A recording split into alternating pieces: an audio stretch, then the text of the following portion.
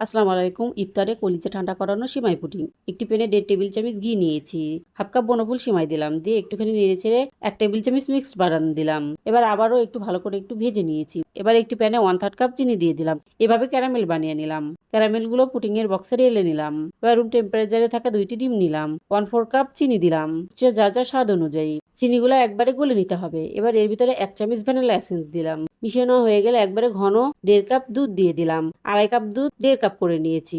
একটুখানি মিশিয়ে একটি ছাঁকনিতে চেলে পুডিং এর পাত্রে দিয়ে দিলাম। এবার ভেজে রাখা সিমাইগুলোও দিয়ে দিলাম, একটু মিশিয়ে নিলাম। ফয়েল পেপার দিয়ে ঢেকে নিয়েছি। কড়াইয়ে রুমাল দিয়েছি, তার ভিতরে পুডিং এর পাত্র দিয়ে দিলাম। 3 ভাগের 1 ভাগ নর্মাল পানি দিয়ে দিলাম। 30 থেকে 35 মিনিট বেক করে নিলাম। আমি একটা কাঠি দিয়ে এভাবে চেক করে নিয়েছি। আমি এটা ঠান্ডা করে 1.5 থেকে 2 ঘন্টার জন্য নর্মাল ফ্রিজে রেখে দেবো। ইফতারের এক মুহূর্তে এই পুডিংটা বের করে নেবেন। ঠান্ডা ঠান্ডা ইফতারে এই পুডিং খেতে দারুণ লাগে। বাচ্চারাও এই পুডিং অনেক বেশি পছন্দ করে। আপনারা একবার ট্রাই করতে পারেন। আল্লাহ হাফেজ।